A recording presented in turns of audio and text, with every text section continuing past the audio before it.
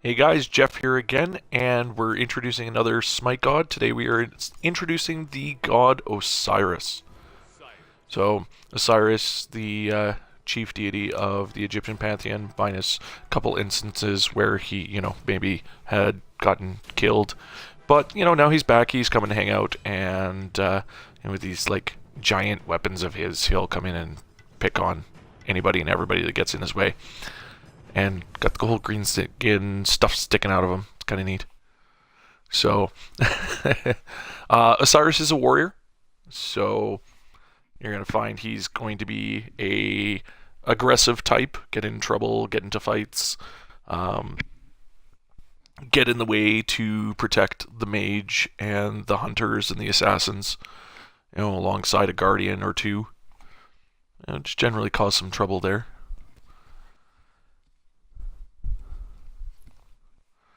And then we'll take a look at his abilities. Kind of an interesting ability set that he's got. It takes a little bit of timing and management. So we're going to start with Fragmented, his passive ability. So what this does, every time he uses ability, he basically burns away a fragment of his body. And actually it looks really cool to watch it. And you look at the bottom corner, it'll show what parts of his body have burnt away, leaving just his spirit self. While these fragments are there, it mitigates damage per missing fragment. And then he gets bonuses on his basic attacks, and he can move through enemies when he's fully incorporeal. So we get into Sickle Strike, so he'll throw that big giant sickle of his, and it actually sticks into guys to cause slow, which will benefit other stuff like Spirit Flail. So while Spirit Flail, he strikes the ground in a location, and whoever is still under the effect of Sickle Strike actually gets increased slow while that is active. Judgment Tether is an area effect that moves around him. If you catch enemies in the area and they stay for the duration, you get to stun them. And finally, Lord of the Afterlife is a leap ability where he leaps in to do damage and sheds all of the remaining fragments that he has. Doing healing reduction for anybody that gets caught in it, and it does a bit of damage, rooting your enemies for a short period of time. Alright, so we're going to grab one of each and show you guys what they look like. Let's improve Sickle Strike. Go for upgrading. So, as I've said before in previous videos, what you use for abilities, I'm not the expert on optimal build. I make no claims to be. But one of the neat actually, I'm going to interrupt for a sec. One of the neat things about him is on his basic attacks, as he chains his basic attacks, in the later chains, he'll actually hit area instead of just hitting one foe at a time. Alright, so we're going to buy our ultimate. So you've already seen me throw out Sickle Strike here, so we're going to go out and throw another one. I completely missed everybody, so we're going to hit those guys. Oh, I, once again, completely missed. Let's try to be in the radius for somebody. Okay, so I've got her in the tether. It's only the person that was actively in the tether. Oh, I'm basically just suicided myself to do that. But they have to have been in the tether when the ability was activated. Anybody entering it after the fact doesn't suffer any of the ill effects of the tether. So timing on that one is kind of essential there. And we'll get back out into the fight. So, let's see here. I'm going to actually just build up his health and his physical power. Then I think I'm going to go around about maybe trying some critical and just go for speed for him. So, you can go a very aggressive, all attack, more hunter or... There we go. Come on, just go right... Ah, she moved out of the way. So... And I've been turned to stone! That's not cool. Alright, so... Oh, I've got... And both of them escaped the tether. So, the tether is interesting if you can... Oh, I got affected by his ability. So, the tether is interesting, but... Oh, I'm in trouble. Yeah, my damage mitigation isn't doing much for me right now, so... Okay, so we're going to keep upgrading this a little bit further.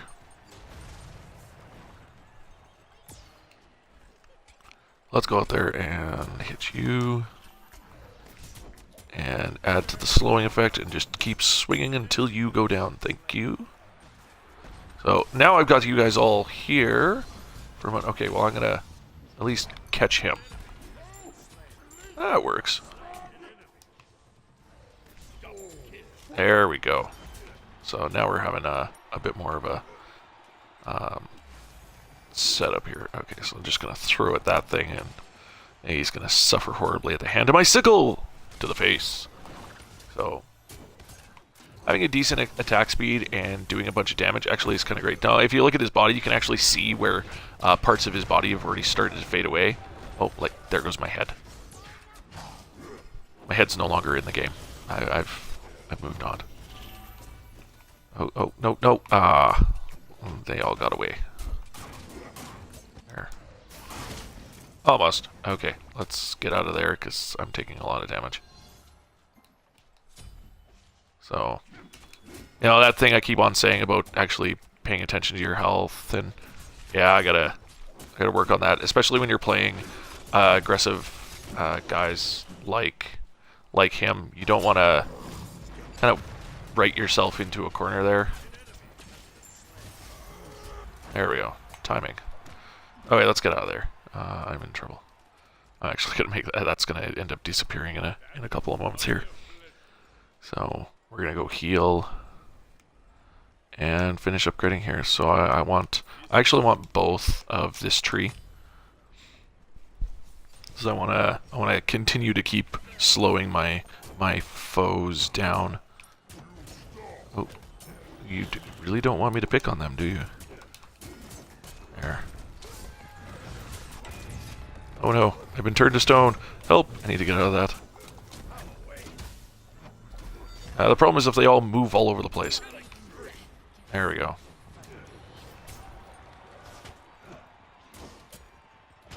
So being able to hit multiple foes, it won't matter at this moment because they're going to chase me down and try to make short work of me if they get the opportunity.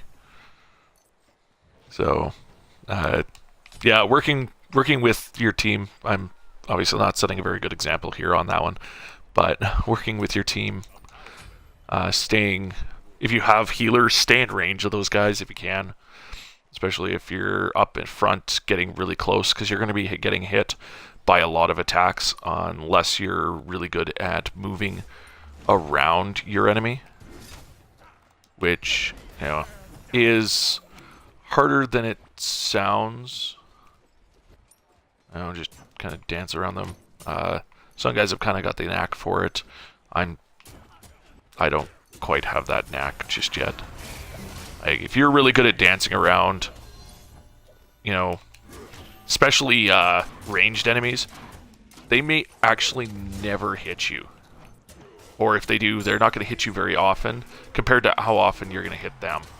Nice thing about his sickle is it actually, the cooldown is actually fairly short on the sickle, so you're able to throw that sickle out a fair bit, much to the detriment. Oh, let's get out of there. I kind of overstayed my welcome at that point. So also picking up healing items, something that I know you guys haven't really seen me do.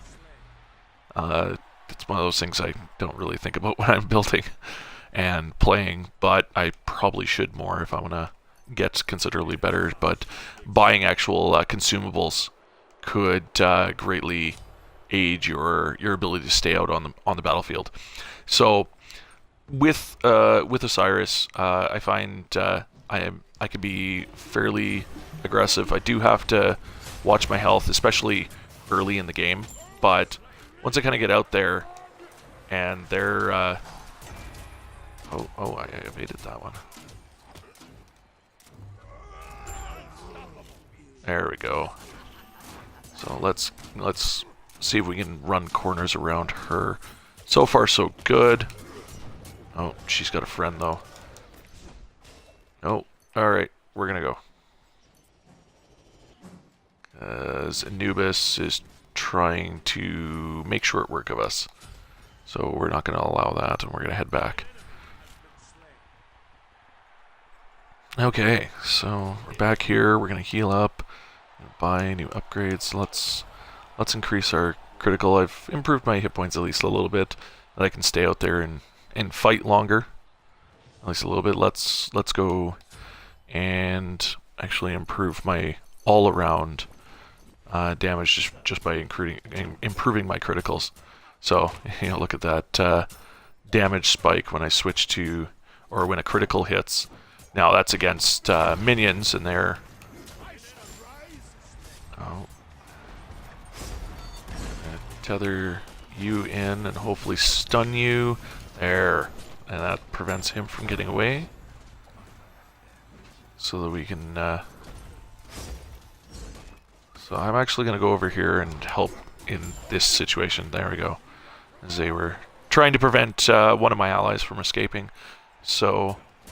whether good use of the minimap or keeping your heads up for where they're going is a good way to kind of keep yourself alive. Okay, so we're going to see if I can stun a lot of these guys. Oh, okay, I might... No, it's not going to be enough. No, it's time to go. Oh, he got me. I kind of fell into that little trap there. So we're going to let our money build up. So I want this upgrade for the bonus critical strike damage. I do eventually want to get this one because it actually improves how often you're going to critical. Because every time you don't critical, it improves your chance of criticaling. I actually remember what the other one does. When you deal a critical strike, you deal an additional summon to damage. Okay, over the next 3 seconds. So it actually does damage over time. So that's you know, there's another way to pour on the damage as you go. Oh no, we're gonna not hit you at. Oh, there we go. So that was a little bit of a team effort there.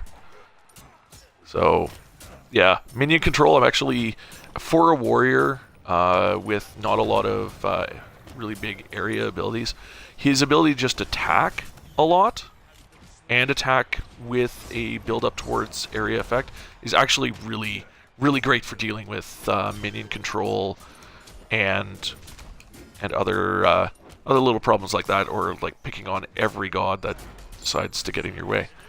So we're gonna back off, go deal with these minions while they go to heal. There's no point in chasing any further. The chance of potentially killing a guy just isn't worth it. So we'll go throw in there, just do some damage, make them all want to chase me, do silly things like that. If we can force very non-intelligent you know, exchanges on the part of our enemies, all the better. And well, not actually doing that ourselves, so don't get into get drawn into traps that they set for yourself. Well, putting them into yours is basically just trying to just improve as a whole. Joe for Guan Yu and everybody and his dog all being in the same place, and their monkey being, Bats is a monkey. You know what, let's jump on him. Yeah, we just got the jump on the monkey. We're going to take advantage of that. So here's me actually walking through people. That's actually kind of cool.